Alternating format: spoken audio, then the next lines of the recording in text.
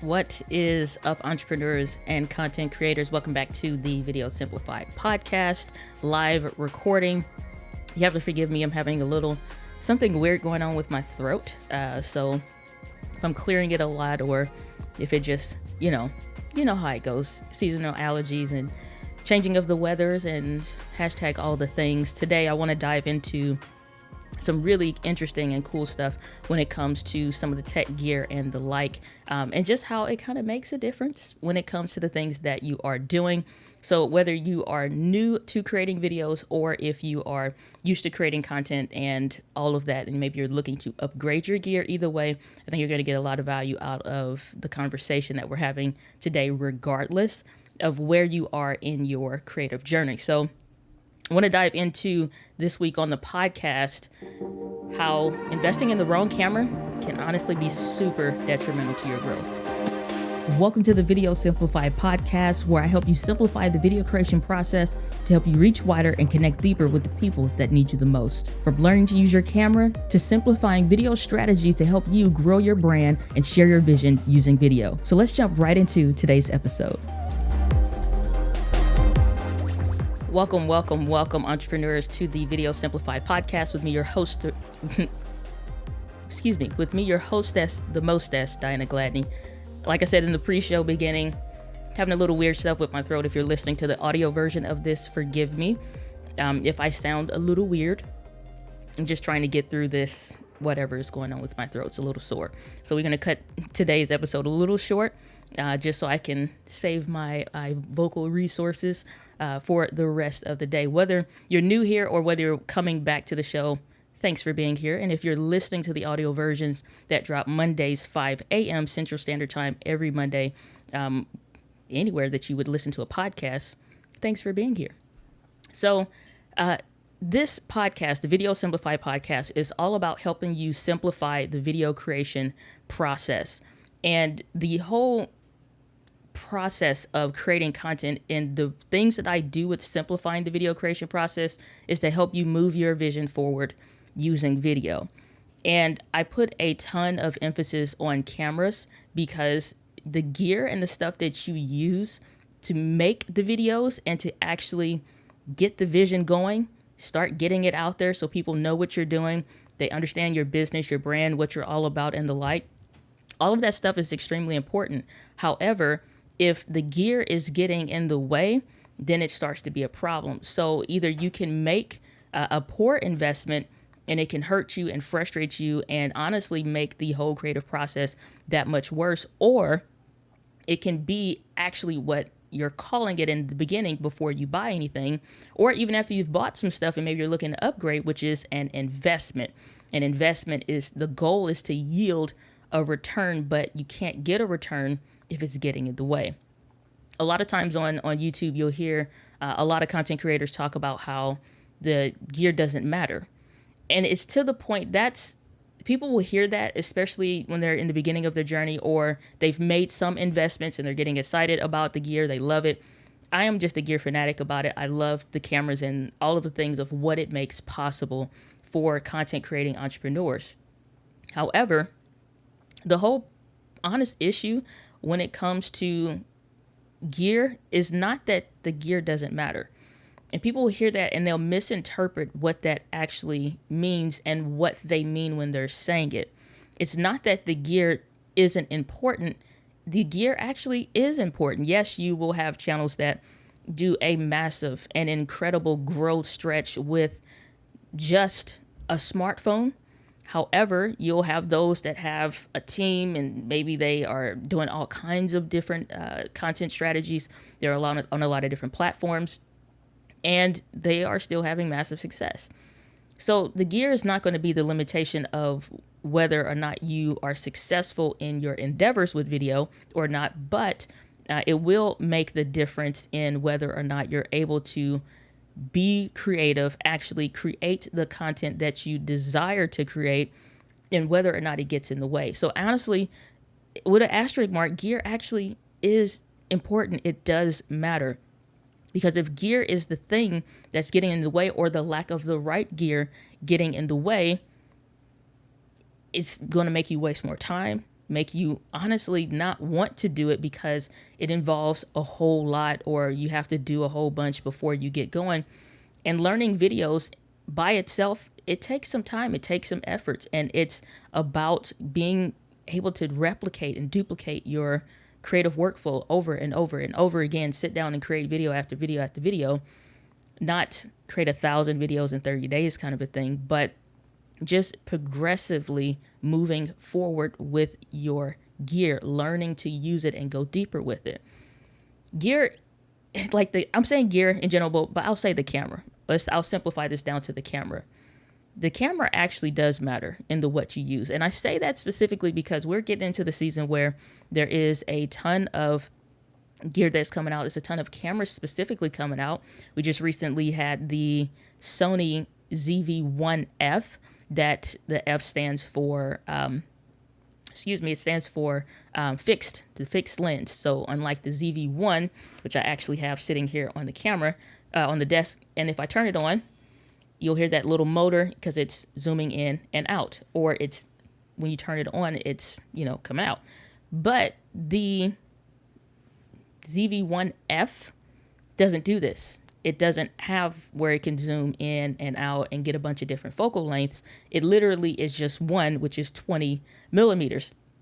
And I was hesitant to say anything about when the Sony ZV-1F came out, because I'm like, I have to think, like, who is this camera for? Why would they make a camera so crippled, which Sony isn't known for doing that. That's a Canon thing.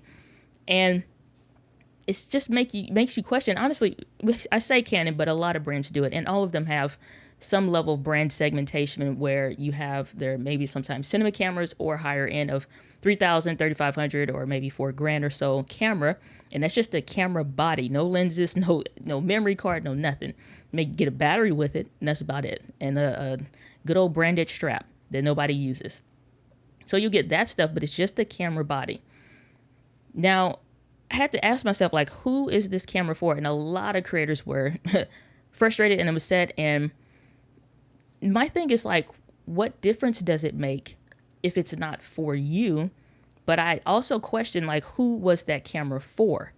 Like, who are you making it for? And unfortunately, the branding videos and all of the promotional videos, and even I get the press releases and stuff from Sony directly, and all of the data when a camera or something like that comes out, even like the Xperia phones and stuff. And so I'm going through the press briefing and I'm reading all the stuff, and I'm questioning, like, I see who they're saying it's for, but who is it for really? Who would buy this? Because I can't rightly recommend anybody that I'm going to be working with to buy a camera like that. And I'll go into the why in just a bit. But when a camera comes out, you'll see what it's recommended for. You'll hear, especially like if you get it early and stuff, then you're supposed to say what it's for. And it's like, this is targeted towards such and such. So it helps to segment out who the camera is for. The problem with that is that's not always right. Like the Sony a6400, which I'm using to record the video version of the podcast right now, was marketed as a vlogger's camera because it had a flip up screen, literally the exact same type of camera of some of their previous models, some updated things and the like, but it wasn't a vlogger's camera. It didn't have any type of stabilization at all. No IBIS, where you have the stabilization on the sensor, and no digital stabilization like you would see now on the ZV-1, the ZV-1F even, and the Sony ZV-E10, and A7 IV and this FX30. Some of those newer cameras have them. A7S III, I think. But those cameras have some type of stabilization in them. A6400 had nothing. And so you would be reliant on lens stabilization, which isn't that great either. So it wasn't good enough to stand on its own with just to say that it would be good for vloggers. Somebody that doesn't know that, they haven't been in the field, they don't study like a nerd all of the ins and outs and read all the doing calculations and all that extra other stuff. They're not thinking that. They just see what people are saying it's for, and it's like, oh, okay, cool. They don't know that that's not what it's great for. It's like, imagine if a washer and dryer set was marketed for your clothes, but it really had built into it shoe racks and you could place your shoes on it, And that's specifically what it's created for, but it can also wash your clothes if you wanted it to, but that it wouldn't be best for that, or delicate garments, for example. Okay, well, let's not market it as the secondary use. Let's market it as the primary use. Only problem is with cameras, they just market it towards whoever would buy it fastest, unfortunately. So the marketing and promo stuff it's not necessarily true. So it's like, yeah, people say it's good for vlogging. It's like, it's really not. It's a good camera. Could you vlog with it? Sure. Is it great for it? No. Because even with digital stabilization, even with IBIS, even with lens stabilization, unfortunately, the Sony cameras just aren't and haven't been historically the best cameras when it came to stabilization. It's just a fact. Now, none of the marketing stuff is going to do it. And obviously, when you get a camera, you're going to review it and you're going to try to, I would hope, tell the truth about it. But you can kind of see where some of fellow creators will kind of take a sharp edge and a fine point and just kind of sand it down a little bit, right? Kind of curve it a bit. I tend to be more aggressive and direct with that because I like to take the perspective that if it was my money, how would I feel if I had watched said videos, bought the thing based on recommendations, and then now I'm trying to use it based on how it's to be said, and it's like, well, it actually doesn't do what everybody said that it would do. So I kind of take it personal, and probably I shouldn't to some extent, but I do. Now, I say all this to say, like, when you look at the Sony ZV-1F and the camera who that's targeted to, it's saying like TikTokers, vloggers, and whatever, but to be very frank and honest, most modern day smartphones anywhere released in the last 4 or something years can do way more than what that camera is capable of. And I can't see them wanting to use it for the number one thing, the autofocus system that they put in there, which is a crippling type situation, is awful. Being very honest here. It's terrible. It's not great. It's the contrast detection autofocus, which is why you never hear me recommend a Panasonic camera, despite I actually love and enjoy Panasonic cameras. I used to own a bunch of them. Don't recommend them. Now, if somebody says, I want to stay with Panasonic, can you recommend me X, Y, and Z? Then it's like, okay, because they have specified that that is what they want. Have no problem with that. Or they say, I don't care what brand. I don't want to only limit it to this one or that one. I want to look at all of them. It's like, okay, great. You've specified what you need. Most people don't have the wherewithal to do that. So they have to take what they're getting online, what they're seeing, at face value. I tend to do things a little bit different. So when you look at, is the gear going to get in the way, and you look at a camera like the Sony ZV-1F and the contrast detection autofocus, which like how Panasonic have it, it knows that you're a person. It can detect a person, quote unquote. It can put the box on your face all day long, but how long before it actually acquires focus to that person? It'll go in front of you, see you, and be like, okay, great, we got you, and then it'll go behind you, then come back to you, in front of you, and then it's like it stops. So you see that little wobbling or the pulsing and the whatevers and all of that. And some people have said, like I've gotten a comment here or there, it's like, oh, I see the pulsing. No, the camera's just reacquiring focus. If I keep doing stuff like this, it's reacquiring focus. All autofocus systems do that. The difference is when you truly see pulsing, it goes to the background and then it comes back to the person, or it goes to the background and it just stays back there and hangs out. That's contrast detection autofocus. I don't recommend any camera, any content creator that doesn't know what they're doing, doesn't plan to manually autofocus and actually twist the dial, get a camera like that. It's going to be terrible. They show everybody, dancing, doing the whole thing, whatever the TikTokers be doing, I don't know. I ain't never pointed and danced in my life, okay? In a TikTok video, I'm not here with it. I think it once, it was... like I did like a boop, boop, boop, and that was it. So I got maybe one pointer video, and it was still at the desk, and that was it. That's as good as it's going to get out here in these streets, okay? But if you're doing all this motion, all this activity, all this boop, boop, boop, boop, moving all over the place, the autofocus is going to get lost at some point. Now, I don't know why And for the price of less than $200, I can't see that being a thing other than just to have a differentiator between the ZV-1 and the ZV-1F, which the ZV-1F is under the ZV-1. I can't recommend that camera, nor would I. I recommend nobody that, if you're in the video simplified community, I would not recommend you get that camera, because the autofocus, one of the top priorities that you've heard me talk about across any camera, any brands, anything to the benefit of the audience, reliable autofocus. Go back to 2019, you'll hear me talk about having cameras with reliable autofocus. It's the number one thing that I believe as a content creator entrepreneur you need to have. You know why? Because when I'm done with this podcast, this video version of the podcast, I ain't recording nothing else. I'm going to go have dinner, and I'm going to finish watching One Piece, okay? And have a good day, right? Get ready for Monday. So I don't intend to re-record. If this was a recording only and we weren't doing it live or whatever the case is, and for whatever reason, something went wrong with the autofocus, that video wouldn't get published, because the audio maybe would be fine, but the video version would need to be redone again because it's completely out of focus. And that sucks. It doesn't take too many times before you see like, okay, how can I explain this to you? When we are doing videos as creators, I don't know how far along you may be in your journey, but when we're doing videos as content creators, if you've been making videos for some years, you know this to be true. It's a setup process. When you get your camera, get your tripod, turn your lights on, hook up your microphones, get everything, start testing stuff to make sure everything is as it should be, from the audio to the lighting, even just making sure no camera settings and stuff have changed since you've done the last thing. Fantastic.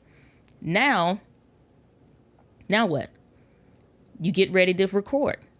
But once you get to doing your thing, you're looking into the lens of the camera. You're not looking at the screen, because if I was looking at the screen, I'd be looking over here. But that's not what I'm doing.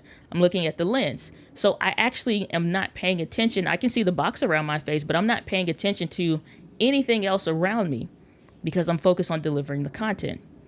Now, when it comes to me sending this and we're going to make micro content from it and the like, when I look at the video and I see if I had seen that it was out of focus, that's a video, if it wasn't live, wouldn't get published. It'd have to get corrected, or we would just have to cover it with B-roll.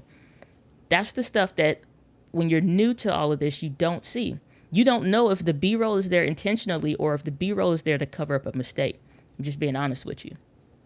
I don't publish anything that isn't true, or like, especially when it comes to like autofocus tests, I'm not going to try to make Sony look better than Canon. If Nikon, for some odd reason, just blew everybody out of the water, and I'm doing the autofocus test, comparing one to another, I'm not going to hide the results because I love Sony personally to make them look better. It's like, yeah, Nikon got the bag on this one. So that would make it look the truth. I would show the truth. I'm not going to bash any of my fellow creators. I'm just saying what you could do, right? And I'm not saying anyone does do that, but I am just saying that sometimes it's like certain things get cut out. Everything doesn't make it to the cut of the video. And sometimes what you see replicated on YouTube is not true and representative to your experience. For example, if I took a camera like the Sony ZV-1F into an airport, 20 millimeters, it's wider so it can see me or whatever, great shallow depth of field and all of that. Like, it's giving me the blurry background. Only difference is what happens when you get those people. It always happens at some point that walk up saying, hey, in the background, throwing the peace sign, or they come up to you and they say, what's up? Good to just getting in front of the camera, just saying, being goofy. Okay, now what? Is the autofocus going to hunt and pulse and figure itself out, or what? It's those kind of instances that it's like, I have enough skin in the game. I've invested enough in cameras. I've invested enough in the right gear so that they truly are an investment. So when I'm recording footage, if the footage is messed up, it's because of me. It has nothing to do because of the gear messing up. What I take issue with is when it's the gear getting in the way, and that's the stuff that when you're looking to buy a camera or you're looking to upgrade your camera, gear does matter. And the right gear does matter, because if it's the wrong gear, it's going to make the difference between it getting in the way and you constantly have to say, oh, let me retake, hold on, let me refocus, or dag, like, how do I get this mug to focus on me? And it's like, okay, is it got me? And it's like, okay, now does it have me? Like, that's all the stuff that gets cut out. And then you have to do a retake. So when I'm saying like the amount of content that we put out, the amount of content that I did myself before I had a team, before I had a video editor, before I had, even my virtual assistants more active in helping with the distribution of the content and the stuff like that. Before any of that stuff, and it was just literally me, anything that was getting done, it was only me. I do not want to have a dope something, or I landed the way I wanted to say it and did all the extra things and blah, blah, blah, blah, blah. And the delivery and everything was right. Energy was on point. Then all of a sudden, the camera screwed me over. It's like, man, that whole thing was out of focus. Golly. Now what? I have been there. That's why I'm saying like the gear does matter, and it does make or break the process and the what you're doing and the how you're able to actually move your vision forward using video, which is the whole point of what I'm doing. Now, I have spent time with cameras. Like, I spend no less than 30 days using only a specific camera when I first get it, because I want to learn it. I want to know all of the things about it. So when I make certain recommendations and the like, or I choose not to, or I'm saying like, I don't know, because even when I thought about like who this camera would be right for, and we'll talk about that in just a second, and it's not just, the whole thing is not to bash the Sony ZV-1F. I'm just using it as an example. But it's just to say, like, who would this be right for? And who would it be wrong for? My thing is just being careful of being the person that sometimes what's being recommended, or maybe what just came out, is not right for you. Even though you like it, if you buy it, just know that you also may be buying the issues that come with it.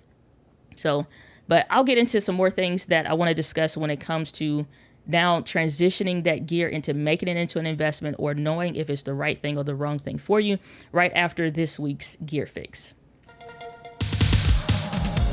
This week's Gear Fix is brought to you by me, my brand, my gear, over at Press and Sew. That was last week's episode 98 of the podcast with Press and Sew. We talked all about the secrets for a merch store, having a dope merch store and the like. So this week's Gear Fix, you can go over to dyna.link/gearfix and get some of the latest merch. We're going to be doing a winter special so that we have some winter gear over there, because it's mostly t-shirts and the like right now. We're going to get some long sleeves. Okay, amen. Get some hoodies out here in these streets. So go to dyna.link/gearfix to check out some of the gear and my merch over on Press and Sew's website, dyna.link/gearfix.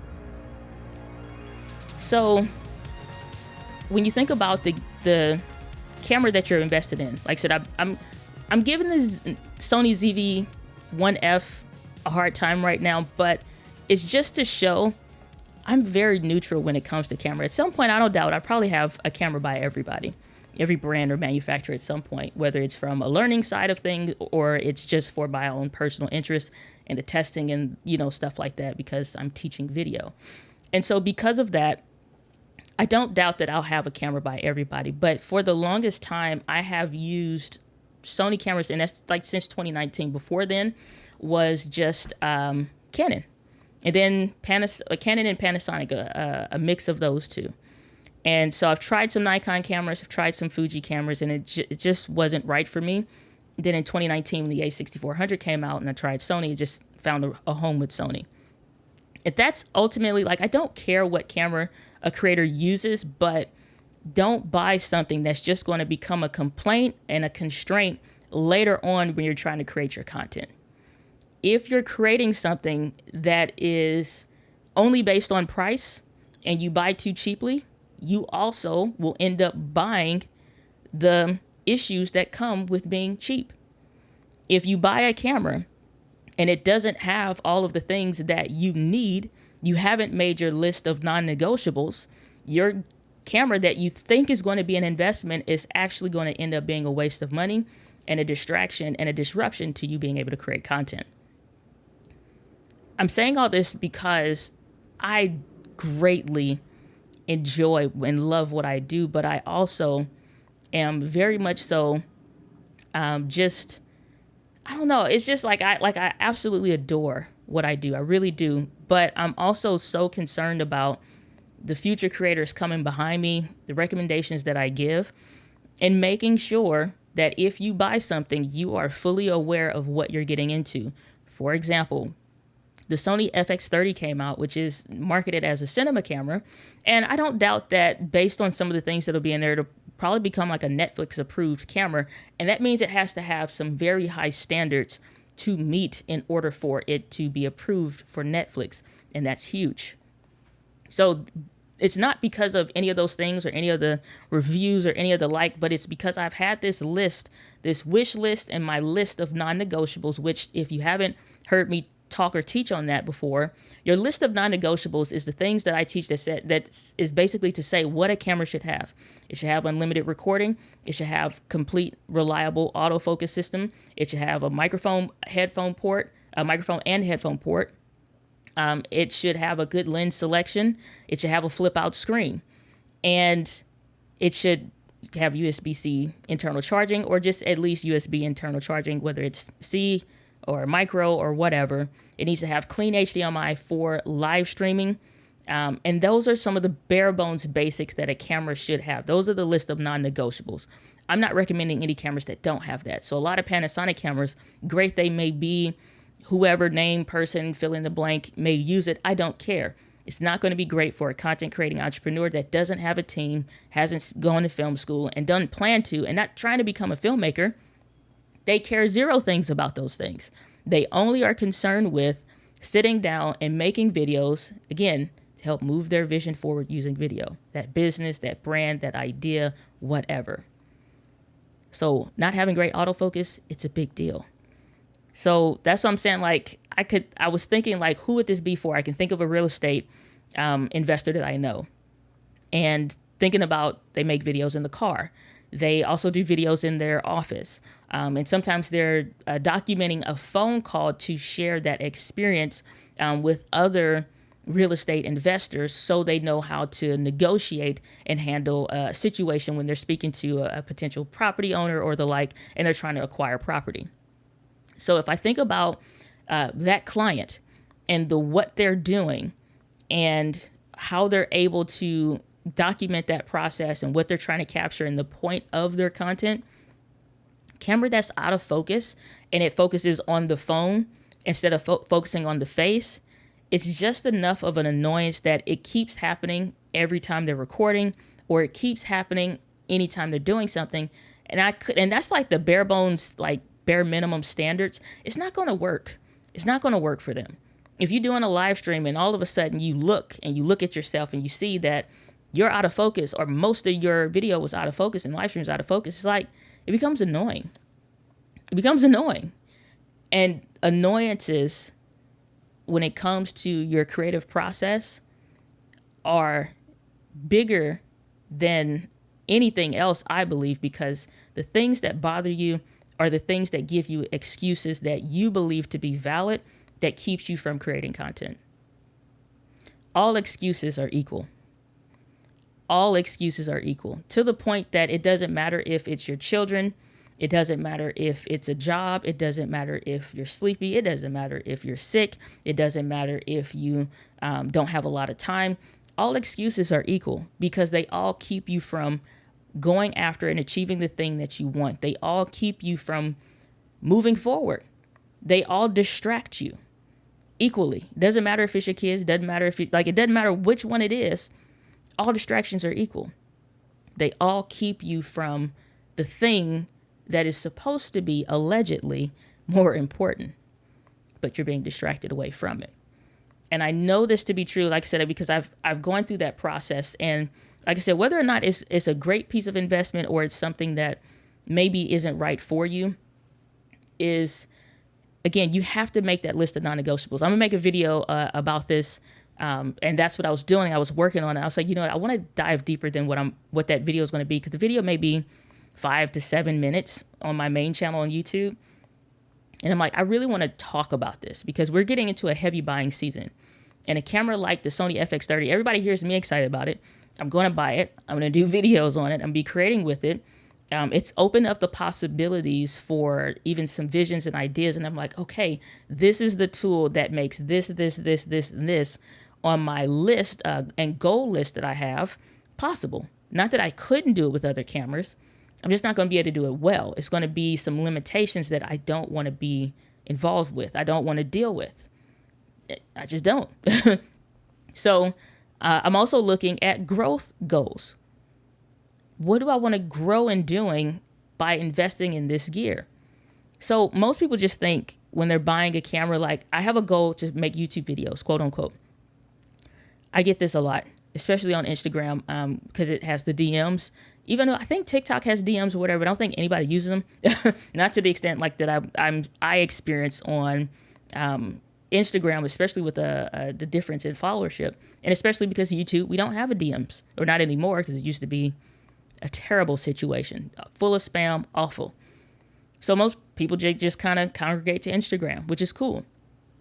And I'll ask them, what's your intention of what you're doing? Why are you buying this camera? Make YouTube videos. Great. Why are you buying this camera? I want to make videos for my business. Great. Why are you buying this camera? Because I want to vlog. Now we're getting somewhere.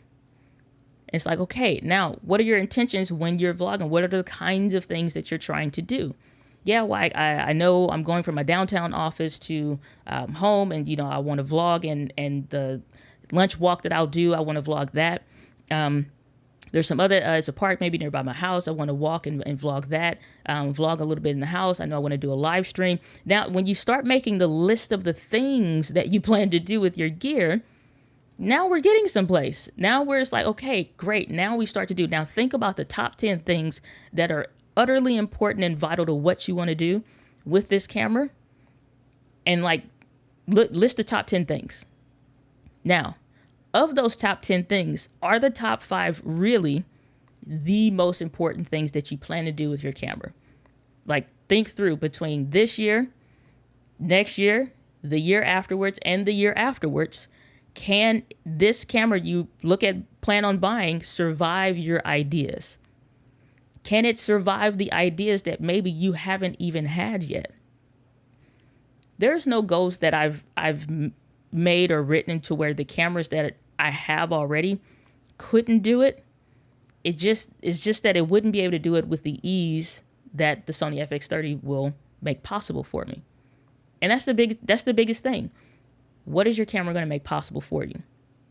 If vlogging is the thing, it's like, you want something like with good stabilization. I honestly wish Olympus, the camera brand Olympus, was more active in what they're doing. Because to be honest with you, I think they would probably make some of the most perfect vlogging cameras. If they followed like the model that Sony's doing, they would have the vlogging industry on lock. They already have some phase detection, autofocus, which was a big thing. It is a micro four thirds sensor. It's just like recording limits. They got weird limitations, but I plan to get some Olympus cameras in just because Olympus is slept on so bad, but they make probably pretty close to what I would consider like almost a perfect vlogging camera, if that's the intent. Now, most people don't know that because nobody's thinking about Olympus. It's like Sony, Nikon, Panasonic, Fuji. Like, they're just thinking the main brands for the most part. But if that's your intent, it's like that may be a camera that gets recommended because it's right for the job based on that main top 5, top 10 list of things that you plan to do with the gear, what you plan to do with your camera. What does it make possible for you? What is it going to be easy in doing? What is it going to be make hard in doing? You know, what do you have to take extra considerations? I am the worst shaky vlogger, I think, period. Like, because I'm not thinking about hold my hand like relatively steady. I'm still moving. As you can see, if you're watching the video version of the podcast, if you're live, I talk with my hands. I still do the same thing, even when I'm holding the camera and I'm standing still. And it's like, I had just noticed that some months back, and I'm like, that's why I'm like, why am I shaking the camera? I talk with my hands. And I didn't stop talking with my hands, even though I was holding the camera. You live and you learn. And so when you're walking and I'm still talking with my hands and I'm going through the airport, good luck, Chuck. Okay, we just may throw some B-roll over that, right? But these are the things that you won't know until you are doing the things. But if you aren't asking great questions, you're not going to get great answers. And I think that's where a lot of creators make a mistake when trying to make investments with what they're doing. So if you plan to make an investment, if you plan to buy some gear, because I'm going to be making a lot of recommendations as we close out the year, because it's a lot of great cameras and it's a lot of great gear. It's a lot of gear that by the time we're done with this tech season, this Techtober and all of this, it really won't be too many more things. We'll be getting into like breaking ground tech territory moving forward. As good as autofocus is, it's like there are some things that Sony's doing to make it even better, that I'm seeing Canon doing that's making it even better. So, but the basic, bare bones basic, just about every brand will be doing the bare bones basic minimums that a camera should be doing, and some plus a few other things. The difference is the features in a camera is not like the features in a car where it's just nice to have. It's nice if you got the backup camera and the cheating system that parks it for you and all of that. But it's no big deal if you don't. You just need to learn to park yourself or how to drive in reverse a little bit or whatever. But it's not going to keep you from buying a car. Like, it's no big deal. With cameras, it is a big deal. It does make a big difference. And a feature is not just a fun thing. It can make or break your experience with the content creation. And I believe one of the things that honestly interrupts a lot of creators' creative process in the journey, they don't complete the journey. They just stop. And I get those horrible emails every year that somebody bought a camera, they bought all the other accessories and all the things to go with it, and they haven't made anything. Haven't made anything. It's just sitting on it. Baffles me to this day. But I know some of the factors that kind of contributed, and it's a lot once you put the camera on the tripod and you get ready to start creating content, let alone to let the camera, when you start using it, become a distraction and a deterrent because it's getting in the way. So does gear matter? Yeah, it matters quite a great deal. And if you're not careful, the gear will get in the way. That's where I'm going to leave it for this week's episode of the Video Simplified podcast. Say what's up to you guys in the chat. Saying so excited for this live session. Good to see you. Ola, teach me how to pronounce your name, please. Saying love your honesty. Appreciate that, Ola. Dr. Elo, good to see you in the building. Glad that you are here. But I think as more cameras are coming out, just already have your list of things of what you plan to do. What are your goals? What are some of the things that you want to do with your gear? And how is your camera either going to get in the way or how is it going to make it possible for you? But that's what I'm going to leave it for this week's episode of the Video Simplified podcast. And as I love to end all of our episodes, the winds of life blows on us all, but it is how you set your sails. With that, guys, with passion, I'll see you on the next episode of the Video Simplified podcast. Thanks for tuning into this week's episode, but the value doesn't stop there. For more in-depth trainings, courses, and growing your brand using video, join the Video Simplified community at videosimplified.live.